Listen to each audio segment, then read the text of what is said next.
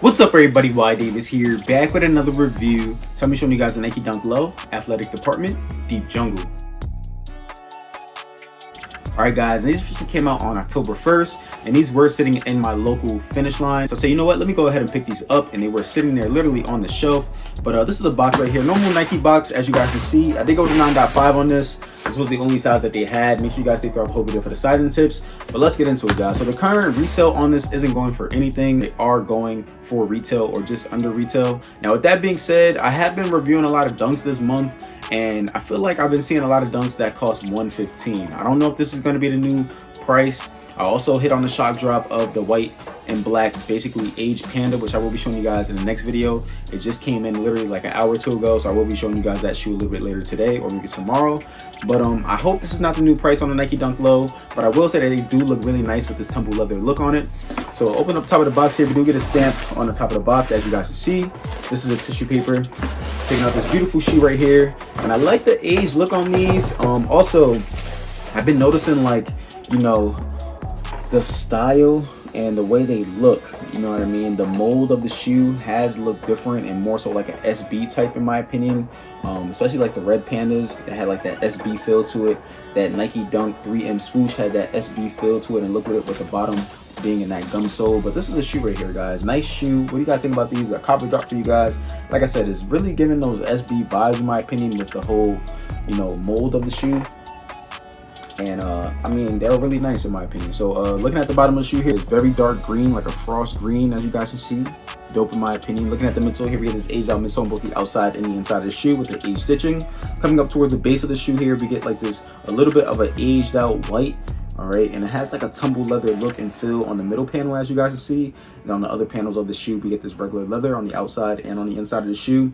But looking at the outside of the shoe here, I do see a little bit of glue stains on my shoes. I do see stitching errors, and the, you know, swoosh does look a little bit nappy. The swoosh is though like a hairy suede, but as you guys can see, it has like a lot of stitching errors on both the outside and the inside of the shoe. So we don't get the best quality on these still, and they did go up another $5 on these shoes. So let me know what you guys think about that. I mean, I know everybody's trying to come up off the economy and whatnot, but to keep going up in money and then not giving us, you know, good quality on these shoes, I mean, I don't really know what to say. I mean, I'm just a reviewer, honestly, guys. You know what I mean? This is something I'm probably not going to keep, but I'm just letting you guys see what it looks like, just in case anybody is out there wondering what it looks like. But on the inside of the shoe as well, same thing. We'll say that on this shoe, the left shoe, it does look a lot more cleaner. Not as many, you know, stitching errors and things like that, but I do see a lot of glue stains towards the bottom half of the shoe. Looking at the toe box on this shoe here, these will crease up pretty easily on you, as you guys see when I'm touching down on this material. But you guys can use my code of whydavis on creasebeast.com to save yourself $5. Looking at the mudguard here, we see some more of that white. We see some aged midsole with the aged stitching, and then we see the green stars creeping up from the bottom of the shoe, which is not that detailed. Now, unfortunately, we only do get one pair of laces in these. They should have probably came with a white pair of laces, but you know, it is what it is. They do come with these aged out yellow laces, which is really nice, and we get some green tips on them. All right, looking at the tongue here, we get this mesh tongue. At the top, we get it in white and green. The background of that is in white. On the inside of the tongue, it just tells where the shoe is from and everything like that. All right, take it out. On the inside of the shoe, we do get some tissue inserts, which is very well padded, as you guys can see. On the sock lining, it is in green. Okay, looking at the actual insole on the shoe, it says Nike Athletic Department, Nike swoosh, 1972, when the company was found. You get the sizing stickers underneath of the logos right there. On the back of the insole, it is gray. This is the cheap insole. You see the glue lines on it. Okay, underneath the actual insole, it is white with some blue stains and marks in there. We see some green and blue stitching. Production dates on this was 04/25/23 to 05/19/23. Give you guys a quick look at that real fast. Coming towards the back of the shoes here, it says Nike in white stitching. The background of that is in that hairy suede green. Underneath that, we see white. And that's pretty much gonna do it for this shoe, guys. All right, now I'm showing you guys my foot is in the toe box right now.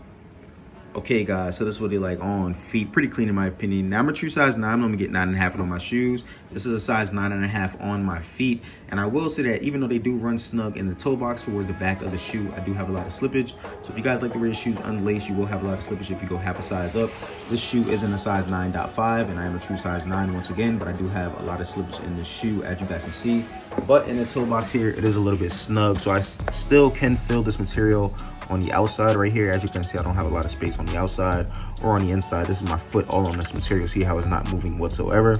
I'm showing you guys my foot is in the toe box right here. So this is my big toe. I do have a little bit of space in this toe box, as you guys can see. And once again, this is a size 9.5, half a size up from my original size.